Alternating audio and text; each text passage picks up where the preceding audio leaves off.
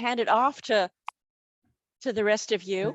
So I think I know most of you, maybe not all of you, but I'm Vicki Bach. I'm the current president of Liberty, and I know we have other former presidents of Liberty on the line, including I think both of our guests of honor, Mary and Carrie, have both served in that role over time. So we're so glad you could join us. We're doing a series, as you may know, of these Zoom events because it's our 75th anniversary year, which we're really excited about. And we're doing a variety of things, including a series of these Zoom events of different sorts. We are also creating a little book, which you will hear more about. It's not in existence yet, but it will be soon, that will profile some of our former members, including our two guests of honor, as well as many others, including Jerry Dorso-Screnchy and others.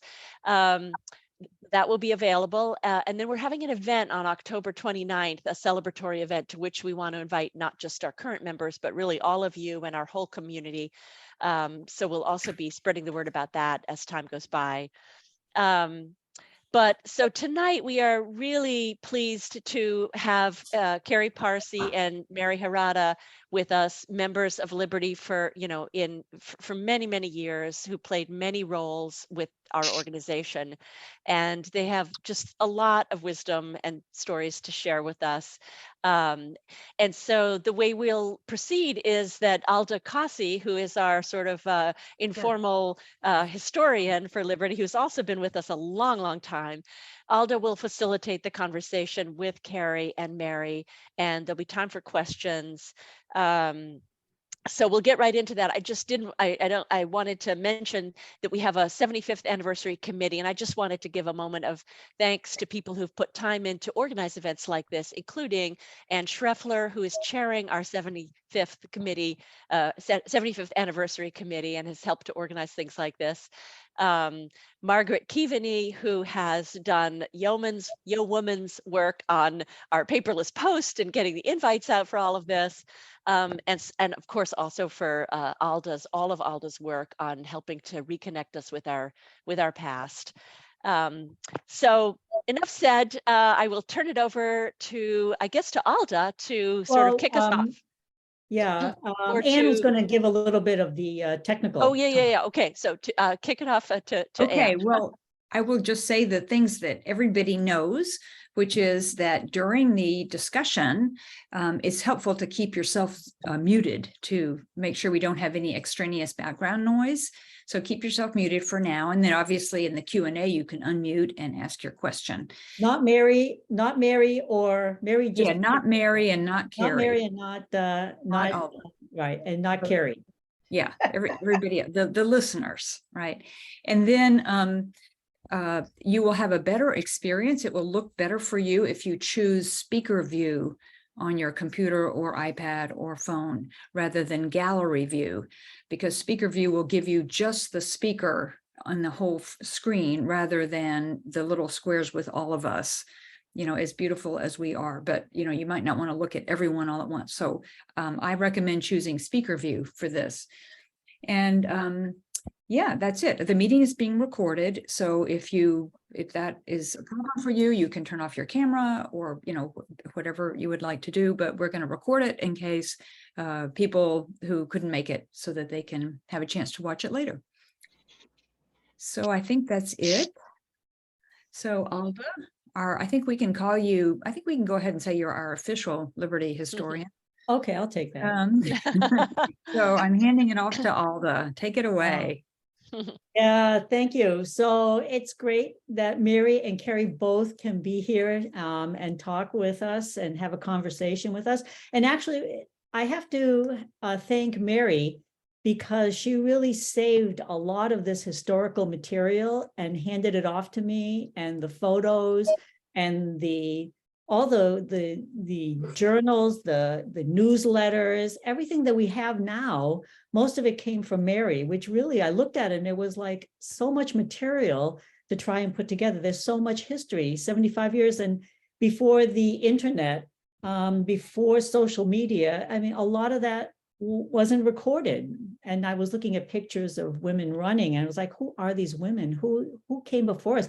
how did they start? What was motivating them? How did they, and asking all these questions. And because of that, we've run into Jerry, we've run into a lot of the women that came before us, which is really interesting for our 75th. So thank you, Mary, because you saved a lot of it over the historian that you are. So both Mary and Carrie, long time, just a little bit of introduction, longtime Liberty members, both past presidents, and both octogenarians right now, yeah. And they didn't come from the ranks of being high school track runners, college. They really started running later in life, in their late 30s, early 40s, married with kids, really when the running boom was starting, and it was different. It was totally different. Why starting then? We can talk about that. And they raced through their 30s and 40s and 50s in every decade, and really came into their own. And I think after they retired, 60s and 70s, they were really there. And I was looking back as to, they're really pioneers, because I was wondering, when did all of this masters running started? I mean, women running just started in the 70s. And were there masters events? I mean, men's masters, when I looked back in the 60s and the 70s, there was records for 40-year-olds, but not 50s, 60s, or 70s. And there were men world records, but nobody kept 5-year age graded. No one kept any of that. And age grading, when I looked at that, really only the first age graded table was 1989. So not that long ago. So all of these masters runners that started running early on, they were the ones who were the force behind not only take masters running seriously, but take women's masters running seriously. And I even remember running when I turned 60 in a race, and I was the only one, and they had no category for 60 women, and I went up and demanded one. It was like, we have to demand this, So being the pioneers you are, we have to look back on your careers. I mean, you really made what masters running is now. And just a shout out, because I really feel like we need to support masters runnings. So masters running news, masters rankings, the World Masters Associations, a lot of it is volunteers, and the support that they can get really goes right back to the runners themselves. So those are all good organizations. So a little bit of background: Carrie was born in Cork, Ireland, and came to the US as a surgical nurse and looking for employment here. But she was always active in living in a rural area. Mary was a tomboy, she says, right from the beginning. There was no girls' track either in college, high school or college, even though she went to BU, but was always active in something. And you go back, and she was in field hockey and tennis and golf and hiking and all kinds of stuff, but really got into running. And we'll talk about how they got into running in the late 30s, in your late 30s, and as you had kids. So I wanted to touch on some of the highlights, and we can, just so that people know your background who don't know you two. And we will open up for questions and answers at 7:45. So you may have more questions about these. But for Carrie, you both started running marathons too. That's what was going on at the time: road races, marathons. Carrie's run 24 marathons, 12 Boston marathons. And every decade from 40, 45, 50, 55, she's participated in every decade, including age 70, her last Boston Marathon, where she was second in the 70 to 74 age category. I think her most famous events, the Mount Washington Road Race, she's run that 20 times up the mountain. And again, has set records just about every decade, but her last record at women's 80 to 84, and won the division and set a record and set the standard. One of her adventures, her adventure climbing, and now mountain climbing is kind of the thing, trail running, mountain climbing. But before that, Carrie did the 1999 She ran the Inca Trail, a 27.5 marathon along the Inca Trail to Machu Picchu. And it was time. She was the first female finisher, and she was 8th out of 20 runners along the Inca Trail. Not the easiest. And then she decided that she loved the mountains. At age 71, she climbed Mount Kilimanjaro, 19,000 feet plus. And again, a lover of adventure. She joined the Peace Corps at age 61 and lived on a small island in Micronesia. So we need to get into that too later. And she still has 2 American records, the 4x16 with Mary Harada, and just recently in 2019 set the W80 for women's 81-hour track distance in Lynn. So Mary is inducted into the USATF Masters Hall of Fame in 2009.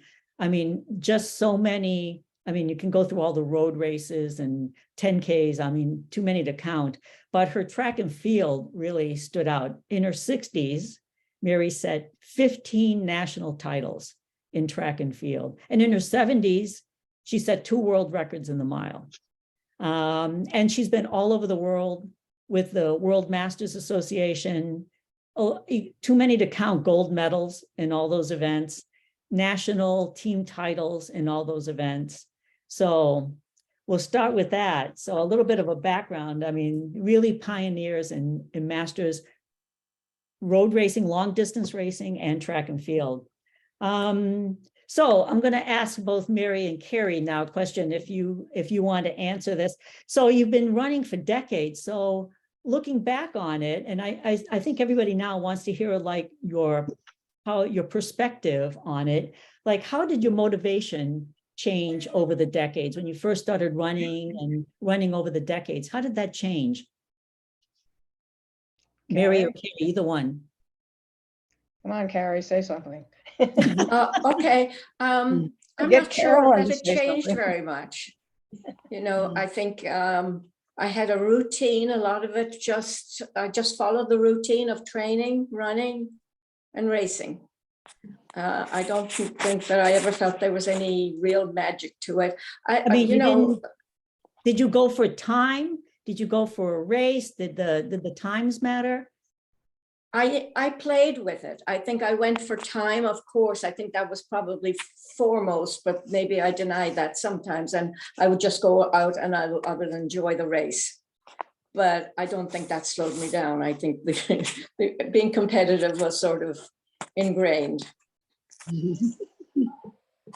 Yeah, I like, I don't know if you remember, you told me, I think it was at the, and one of the quotes that is quoted from you, and I've heard you say this before, that right now, to get motivated, when you line up at the starting line, you said, I look around for women with gray hair and varicose veins, so I know who I'm competing with.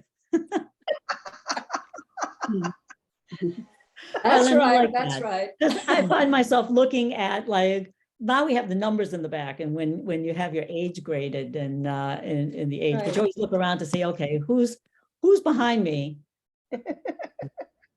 Oh, and Anne just asked me, if you think of a question as we go along for the audience, just go ahead and put it in the chat and we'll get to it. You can just type it in.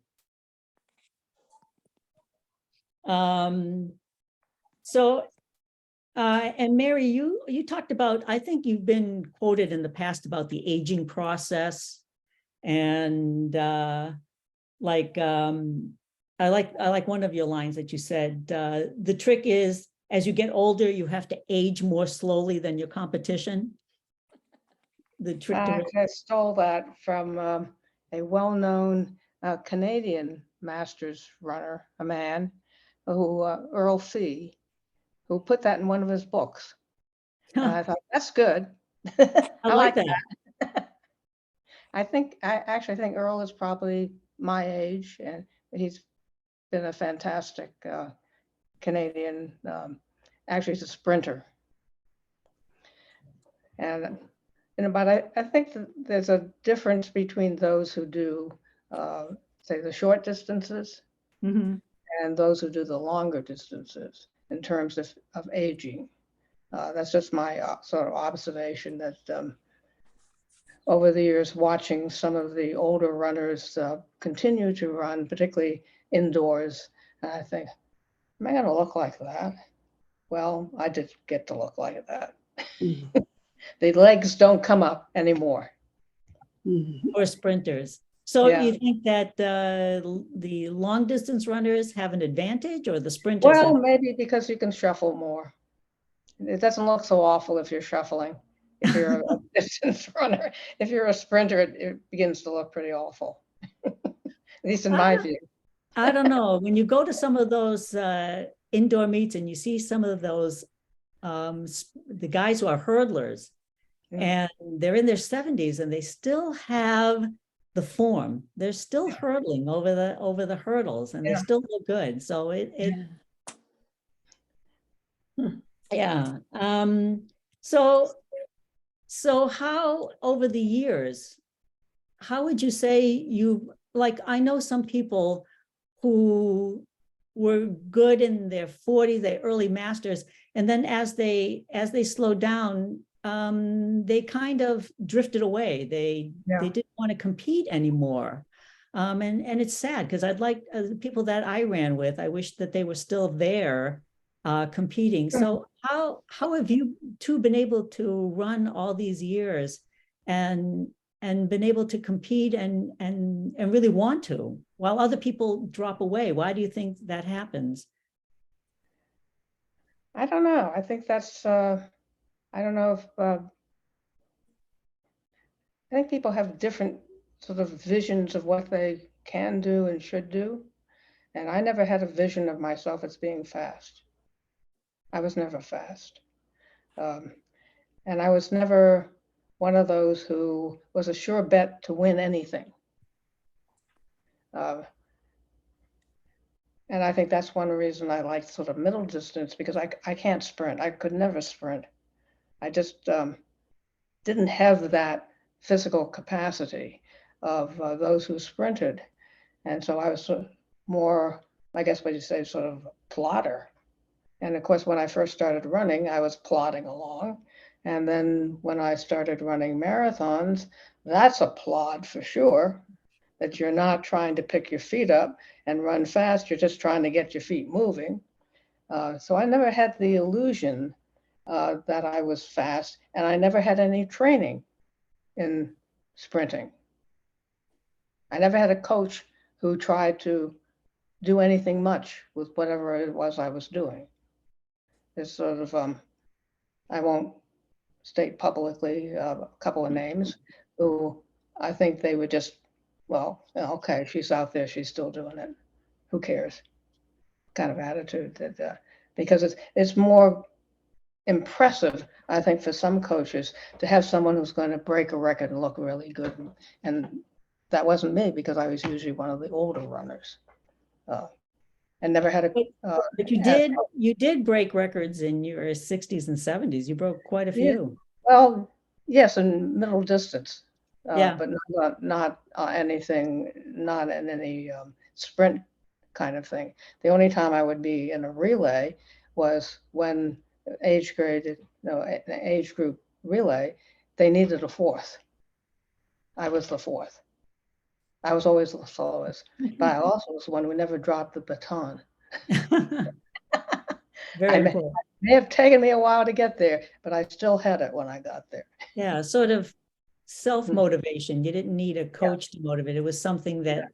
Yeah, it was just something I liked doing. I was never any good at playing tennis. I didn't particularly care for the game. And all the other sports basically required you find other people to do it with them. And I didn't have the time to go looking for people. I was working, I had kids. I wasn't gonna try to round up the neighborhood to go out for a run. So the fact that you could do it on your own and maybe show up at a race now and then, that was all that I really was interested in doing. I can't tell you how many clubs I belong to, but I belong to more than just Liberty over Yeah. the years. Yeah, Carrie too. I think a lot of that camaraderie too. You were part of the Concord Roadrunners, Carrie, and Right. so you had a lot of that. I guess there was a lot of that esprit de corps, that background, that running. I guess, and I don't know, how did that running kind of help you? Do you think? I mean, everybody's got ups and downs, and as the years go on, I mean, how did running kind of work its way into that? Did you find that what you went for? Like, I know for me, it's a stress reliever. It's a way to a focus. Would you say the Right. same? Yeah. Yeah. I think to begin with, I really liked running. You know, I didn't always look forward to my run, but I enjoyed the running. I enjoyed the camaraderie. And I think in many ways, if I was training for something, many times I enjoyed the training as much more than the running, the actual race. I'm not sure that I thought too much about any of it. I just enjoyed it. I went out there. I would have a program. I would follow that program for training, write it in my kitchen calendar, and follow that as best I could. And yeah, that was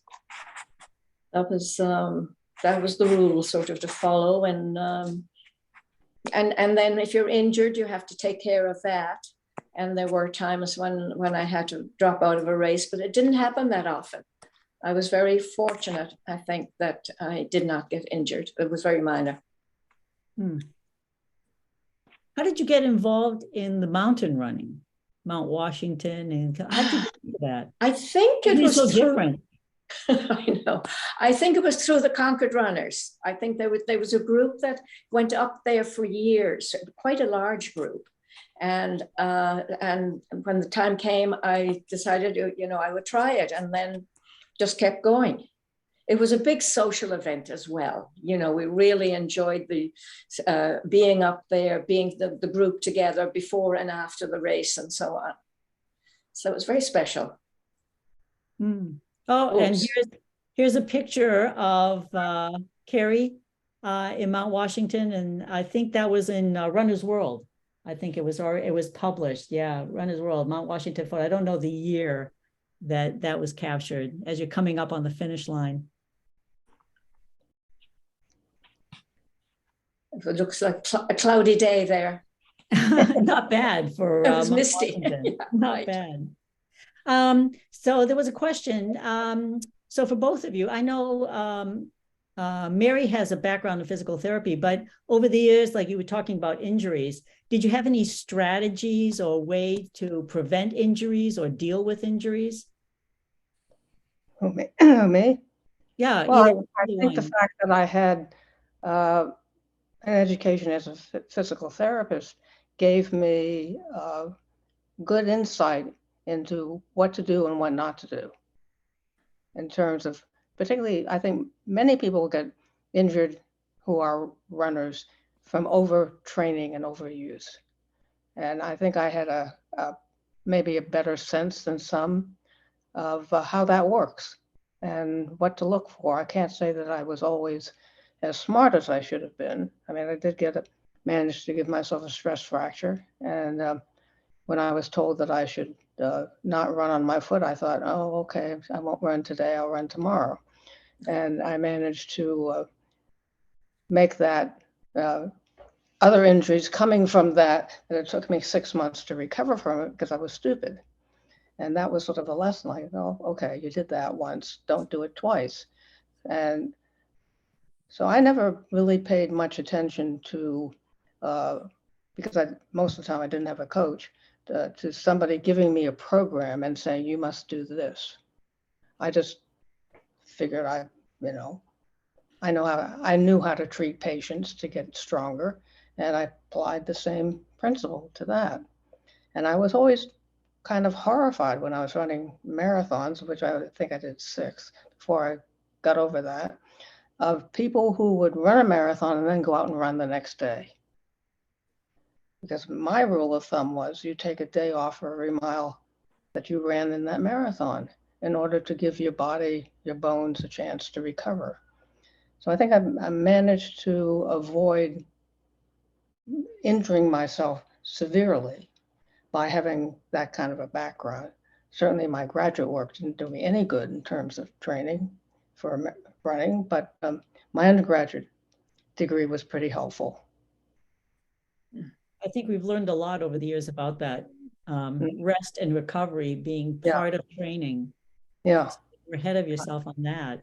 Yeah, I belonged to another club before I joined Liberty that had a coach who seemed to think more was better.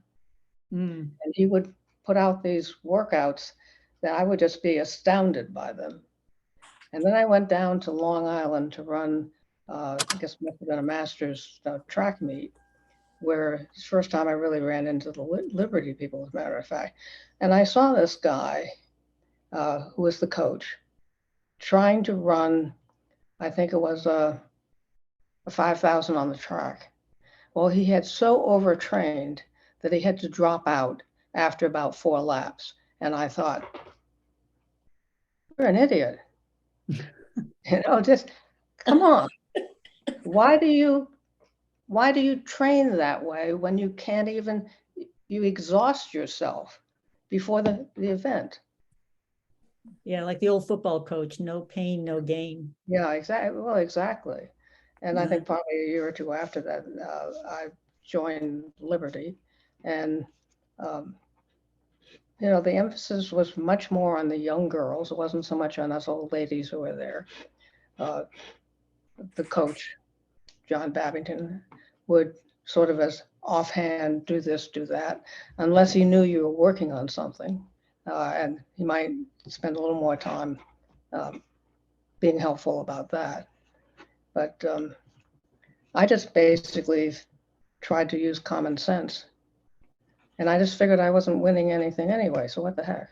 I was doing it for my enjoyment, and also because for me, like Carrie said, it's a tremendous stress reliever. And my kids would come home from school and I would be there and I'd be grouchy and they'd say, Mom, go for a run. Yeah. Yeah.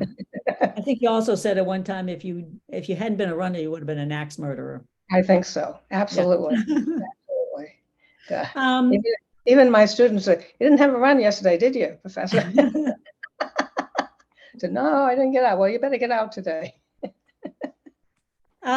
So John, our coach, had a kind of an interesting question, and he wanted you both to kind of think back, and his question was, how would you assess the part you've played in Liberty being the significant club that it was years ago and is today? Kind of, I think you've contributed so much, and looking back, what would you say? How did it all kind of play out while you were in Liberty, and even looking back on it? Well, I played absolutely no role initially. I was the one who came from out of town, really didn't know anybody, didn't pay much attention to much of what was going on until the club almost fell apart. And you were president at that time. I became president during that period of recovery, which was around 2000. But after what are we doing, the 75th? After the 50th anniversary, the club was pretty much bankrupt. They had a big party, spent the money. And those who had been on the board had left for whatever reasons. I don't know. I wasn't on the board at that time. And so it looked like it was going to fall apart. And Kathy Utschneider and I were probably the two who did the most work to try to financially regain some kind of stability and get a coach. And Kathy was able to make a deal with New Balance.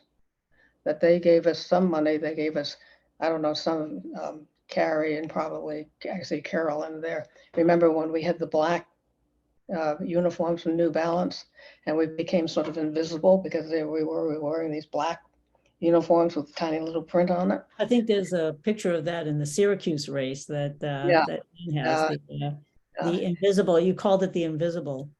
Yeah, well, we would come to the finish line. Usually people try to cheer for you. It's like you weren't there because we had these black things. I still have a couple of the black and red jackets. Actually, the jackets were quite nice. I think that that's what we found looking back over all of the data that you submitted, was that over the course of 75 years, there's been kind of crisis inflection points at Yes. different times. And each time you can find somebody who stepped up to keep Liberty going, that they felt it was that important to keep the club alive. And we can say even that with Jerry. Or so that if it wasn't for her, we wouldn't have had the club even beyond, the beginning. And you came in at a time when it saved it. Yeah, it was Kathy Schneider deserves a great deal of the credit because she had the connection with somebody at New Balance and was able to get us some money and some uniforms for several years, which really enabled us then to go out and get 2 or 3 people to coach on a temporary basis. Bob Hodge was one, for example. And that was enabled us then to rebuild the club. Yeah, and Leslie. Yeah, Yeah. Leslie Lehane, absolutely. Yeah. Leslie Lehane. And another question that John had was, and you could think about this, how has your Liberty experience affected you as both an athlete and a person through the years, being a part of Liberty, with the women that you've met, and the races and the camaraderie? Well, most people have a hobby. I guess running has been my hobby. Certainly I after also think that there was really pride in belonging to the club, don't you think, Mary? Oh yeah, absolutely. Yeah, I mean, even meeting people at races, they knew Liberty, and there was a great amount of respect for them. Oh, absolutely. Particularly in the New England area. Yeah. When I would go to National Masters track meets, very often I might be the only one there because most of the Liberty people really don't run track. And they're not interested in going to. Well, there she is. There you are in your black uniform. Yeah. That's invisible. You don't see me there. That's the 5K cross country at Syracuse. No, that wasn't in Syracuse. That was, it'll come to me in a minute. I thought that was in Syracuse. That's what was written. No, that was the cross country that was on the way to Syracuse. It says on the caption, Saratoga Springs State Park. Saratoga Springs. Yeah. 2006. That's what it says. Yeah, they hosted the Masters 5K several times. So I don't know. I know Regina went down there. Carrie, did you go down to that? I don't remember that. No, I'm not sure. I went to that. I went to Syracuse. Yeah. Several of us would go down there to run. It was a very nice course. They put on a good meet. Okay, so for both of you, I want you to pick, what's your most memorable race or run or adventure, and why? Well, I think I would throw in my Mount Washington race. All of them or one in particular? I don't think there was any, honestly, I think all of them. Yes, there was something about that race. It was very difficult, but there was something that attracted me to it. And I think it was the challenge. And also the weather was quite often very important in Mount Washington. So that's good. And any other adventure? You said, did you ask for an adventure? Oh, I said any race or adventure or something that stands out. And what's memorable in all the years that you've run? What stands out? Oh. Machu Picchu, Machu Picchu, I think Kilimanjaro was probably more of a challenge in a way because of the altitude, and yeah, I'd say Kilimanjaro would probably be it. yeah. It was, And when you were 71 doing Kilimanjaro, I mean that's most people who are climbing Kilimanjaro in their 40s or 50s. So you must have been one of the oldest people that had climbed 19,000. I think I was at that time, and I think maybe hopefully since then somebody else has gone up there, was older and fitter. But yeah, and of course it's the altitude that really gets you. Yeah, it's not. You not go just from a really low, you just climb straight up 19,000 feet. You don't have time to acclimate. Yeah, right. Yeah. So that was good. But there's always that good feeling afterwards when you think we have done it. And so it's worth the effort. What was that? I said, if you live to tell the tale. Yes, that's right. Yeah. But like Mary, I never did a lot of training, a lot of mileage. I trained for most of my marathons on 50 miles a week would be as high as I would go. Yeah. Anything above that, I would start getting injured. And I think I learned from that then to adjust if I was training for any other distance. Right, Mary? Yeah. I think I ran 50 miles one week, one time. And I thought to myself, don't ever do that again. That was when I was running marathons. When I stopped running marathons, I dropped my mileage down. Maybe 30 miles a week would be a really big week. Yeah.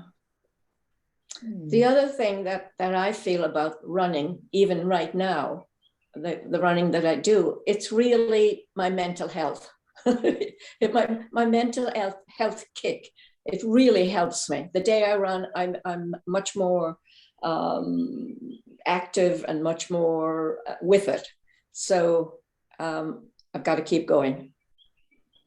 There's a lot of science behind that. There's a lot with the mind-body connection and even the neuroplasticity. You need to exercise to make new brain cells.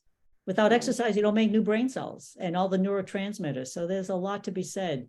The focus, the mindfulness, being in the moment. I mean, you get a lot of that. Plus, it's me time a lot of the time. Right. That's right. That's true. Yeah. Wow. Okay. Oh, Mary. So here's a question for you. So Carrie talked about her adventure race and her best race and what was memorable. So now people want to hear what your best race, adventure race, what's memorable if you think back? Well, I have to say my marathons were not memorable. I think a lot of people feel that way. No, they definitely were not. I dropped out of the marathon running mindset after I did my 6th one. I thought, I'm not ever doing that again. That's when I discovered track. And once I discovered there was this thing called track, that I could just run around an oval. And best of all, in the winter, I could run around indoors. I could wear shorts and a singlet inside when it was a blizzard outside. Yeah, that's the way to go. Yeah, that was sort of the end of my my distance running, and I started to focus much more on track. And then, thanks to Liberty, I also discovered these World Masters track meets. And I think the first one I went to was in Eugene, that was probably about, actually, that was Carolyn's big breakthrough, Carolyn Capetta's big breakthrough there when she discovered that she was a world-class sprinter. Yeah, And 400 meters. I started going to those. I didn't get to go every year until after I retired. They were every 2 years or 4 years, 2 years someplace, or indoors or outdoors or whatever. And I started doing that. And I would say that to me was much more fun than anything else. Traveling to another country, to a track meet, and then being able to travel around there, and getting to meet European athletes in my age group, some of whom I got to know over a course of probably about 20 years, and we all sort of got old together and fell apart together.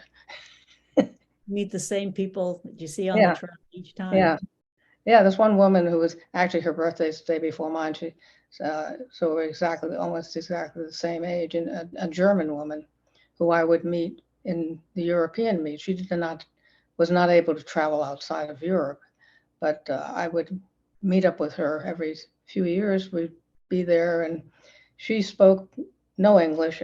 My German left a lot to be desired, but we could communicate to some extent. And that was always a lot of fun, or to go to Canada and to some of the meets up there, Australia, places otherwise I would never get to. Mm. Oh, we have an interesting question. So for both of you. So Kelly wanted to know what's some running or training advice that you would give to your younger selves?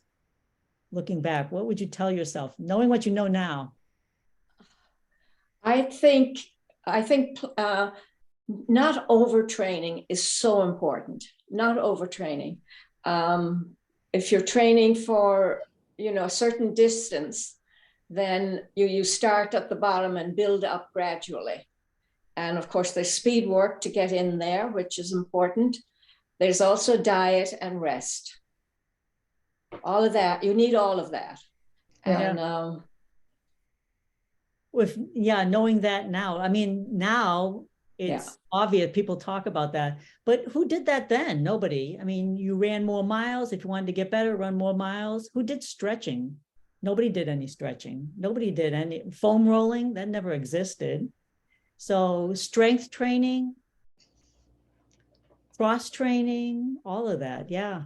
We've learned a lot over the years. Well, I was always one who lifted weights about 2 or 3 times a week. I started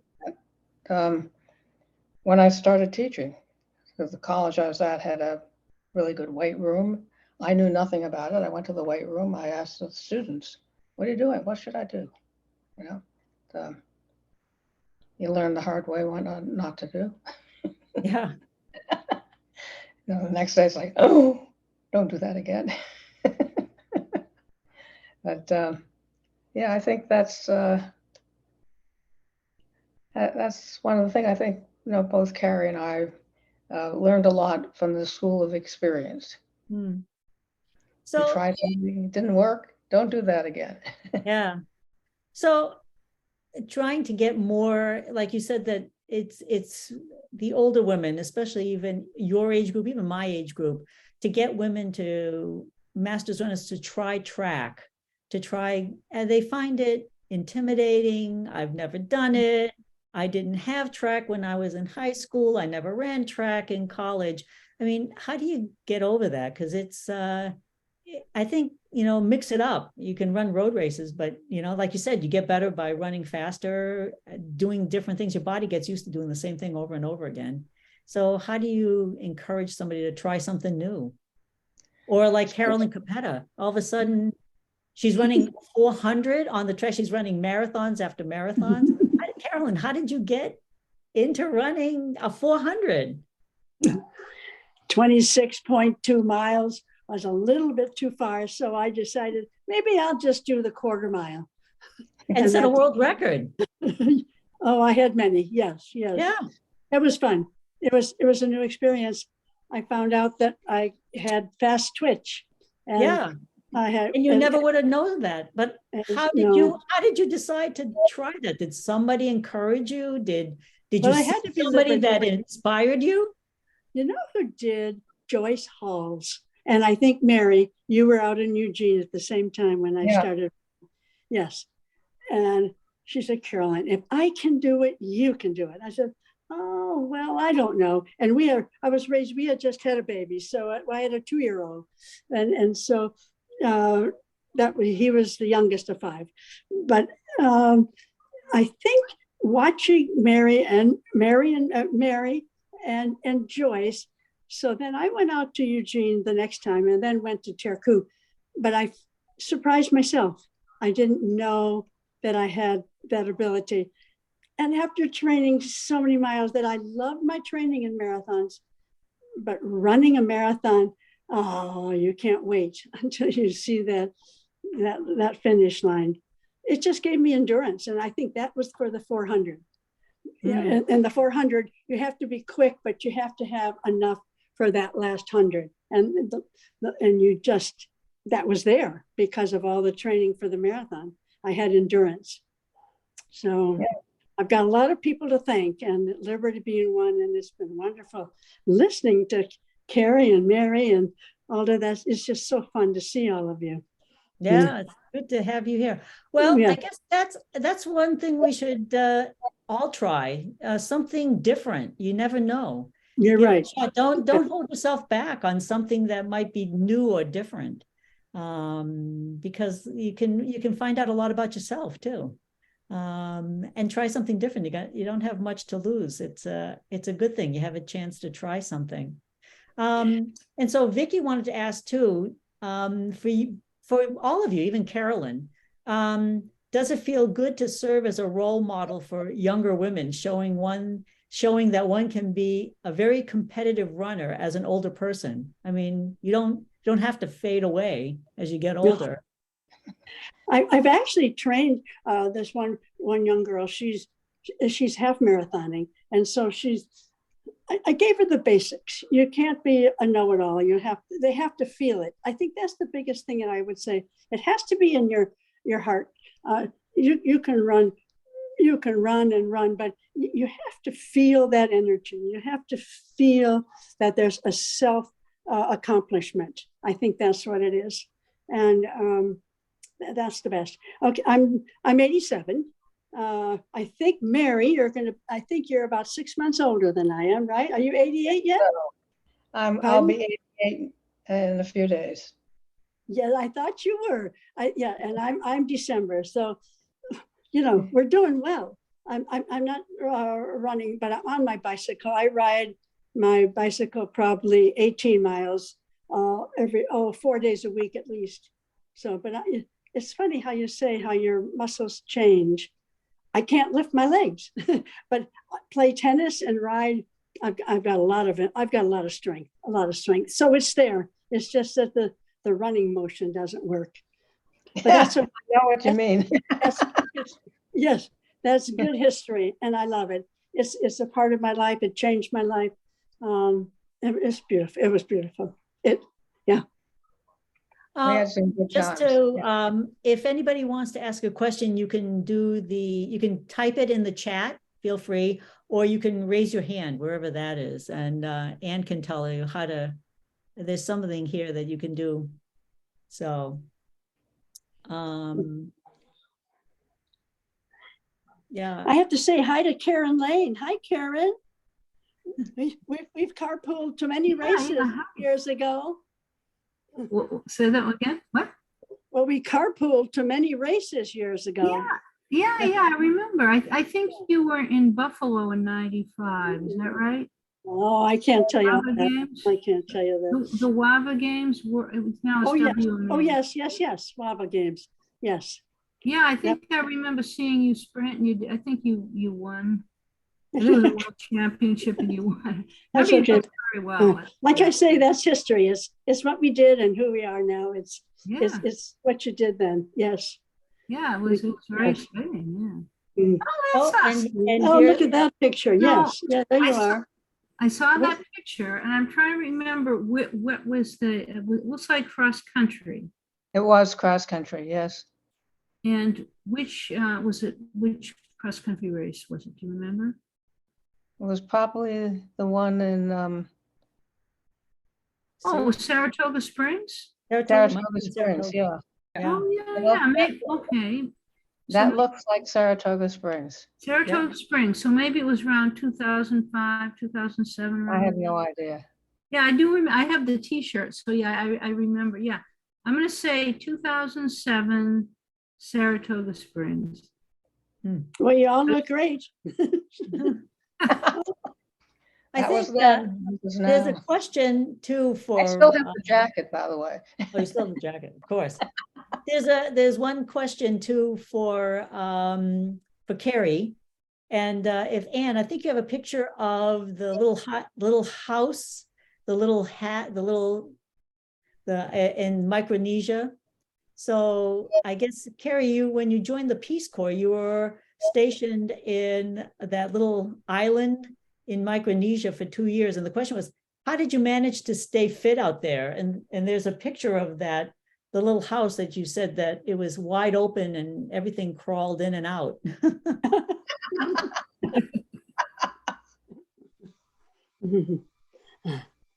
I think we have a picture of that. It was Okay, just give me a second. I'm looking for it. I know we have.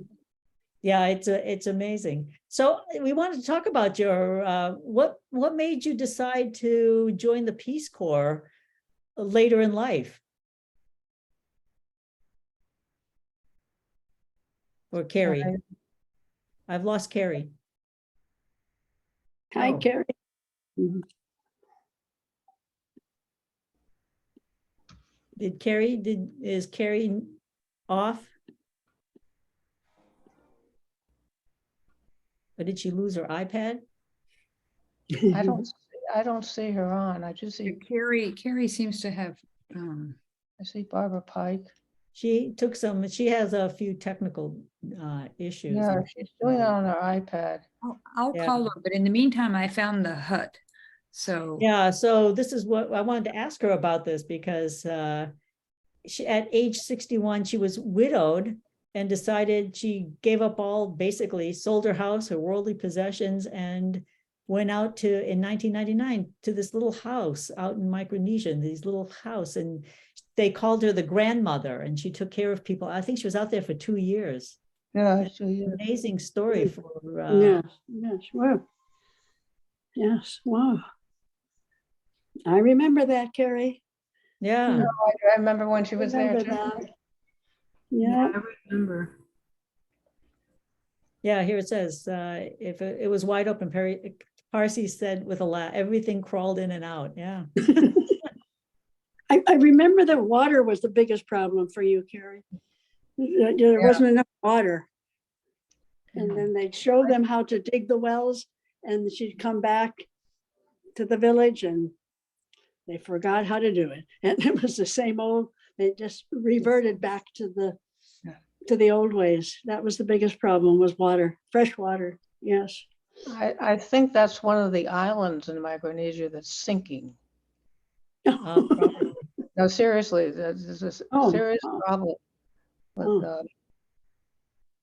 I saw something in the news about that recently. Hmm. So Oh. she's off. Yeah, she probably had. Well, we'll see if we can get her on for that last. So, what Karen wanted to know, how, well, you can answer, Mary. How did you end up joining Liberty? You were with all these other running groups, and how did you end up joining Liberty, spending all these years with Liberty? Well, I had belonged to Cambridge Sports Union, and I went to a track meet down on Long Island, and I was the only female from Cambridge Sports Union who went down there, and most of the other masters women on the track there were from Liberty, and I thought, well, they must know something I don't know. And then I probably was after that I ran, it used to be the Bonnie Bell race. Yes, yes, yes, yes.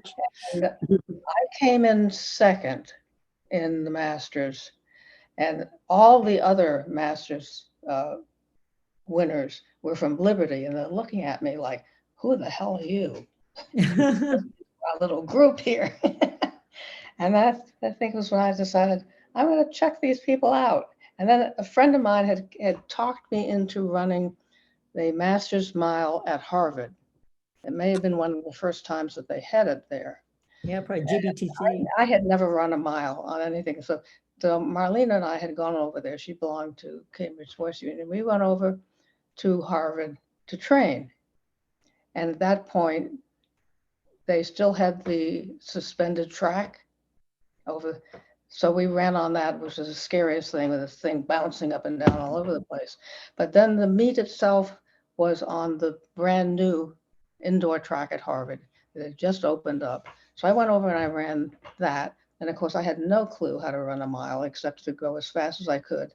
And when I got to the finish line, I literally passed out. Everything had turned black at the finish line. And I found myself being held up by several members of Liberty AC.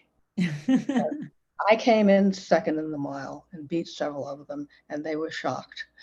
And I thought, okay, where do they train? I'm going to join that group. Because they were the only women masters group around. I thought that would be much more interesting than belonging to something like Cambridge Sports Union, where there were maybe 2 or 3 other women, and they were not really interested in running track. Well, we have a lot of Masters women that are coming along, and Liberty still is there in road races and track meets and all. But I'd like to, maybe I'll put in a plug. The Adrian Martinez race is coming up shortly, and that's kind of an all-comers meet. If you want to try your hand at a mile and have never done it before, it's a kind of a race for everybody. So, and people who are road runners and people who've never who stepped on the track, and it's a great way to kind of give it a try. So you never know until you try, just like Carolyn. You never know until you try. Until you try. That's right. Yeah. I before leaving, there was someone gave me a wonderful poster one time, and I think for the younger runners, the poster, and it's still in our home. Running is the celebration of the heart. So it's not all about your muscles. You have to do that, but you have to have the heart to do it, and it'll get you to the finish line surprisingly better than you think. So that was a thing, and I still look at that. Running is the celebration of the heart, and we all talk about how good we feel when we finish. Yeah, you know, everyone says after we finish. After we finish. Wow, wasn't that great? Yeah, you did the finish, you did it, but wow, do you feel good? You're energized for the rest of the day. Yeah. Yeah. Working in the hospital, it was nice because I could run into work and then take a shower and throw on some scrubs, and then feel morally superior for the rest of the day because I got my There you go. One always does feel morally superior after. Morally superior. How fun is that? I'll have to think about that one. I never felt that way. Wow. Yeah. Oh, well, it looks like I just wanted to say we can't forget our dear friend Sandy Hayes. She was part of Mary's and Carrie's and all of us that started with John Babington at the same time. We all came to Liberty at the same time. And she's doing well, but the memory loss is severe now. But salute to Sandy Hayes, because she was always there for Liberty support. Yes, absolutely. Yeah, she was. And all the relay, yeah, there she was. So salute to Sandy. a good memory of the Yes, of wonderful. Liberty members Wonderful. who have really made a mark in the club, and has really Yes. kept it going. Yes, for sure. Yeah. Oh, this was fun. Thank you. Thank you. So it looks like Anne is having trouble reaching Carrie. So we may not be able to say goodbye. It's 8 o'clock. If anybody has one last question or something, we'll be wrapping it up. If you have something you wanted to say, Mary, as kind of wrapping it up. No, this was good because although, if I had to actually get myself up and drive someplace, I wouldn't make it. No, I'm glad we had the Zoom. Carolyn, thank you so much for contributing. It's been great to Yeah, it's hear. great. as Oh, well. it's nice to see all of you. Yeah. Liberty was a part of my Carolyn. beautiful. I still have my Liberty jackets. My little tiny shorts are somewhere, but I don't pull those out. But my Well, jacket, pull out I the love jacket. it. Yeah, oh, the jacket. People Oh. can't believe it. Yeah, it's kind of fun. Well, if you, I don't know where you are in the world, but if you can make it to our 75th anniversary, it would be wonderful. So, but definitely keep in touch. And we'll Thank have you. another Zoom coming up. So Yeah, this was great. This was Yeah, that's wonderful. really Thank you. Mm. Thank you. Wonderful to see you, Carolyn. All right. See you. Yeah. Thank you. Yes, Mary. Oh, Yeah. to everybody. Yeah. I do. Bye-bye. Thank you. yeah, so everyone's saying thank you, and we're getting a lot of thank yous from the group, and thanks so much. And they'd like to thank everyone for participating, and it's been great to remember the people who've made Liberty what it is Yes. today. Yes, that's right. Changes your life. Yes. It does. Mhm. Absolutely. Mhm. All right. Bye-bye. Bye. Well, So thank you, Andy, this was everybody. a good time Thank you. to Yeah, absolutely. Thanks to all for being part of this. Yes, and thank you all for organizing. Oh my goodness, that was wonderful. Do it again. We will, we will. Okay. Bye-bye. okay. Okay, bye-bye. Thank you all for coming. Yeah. We lost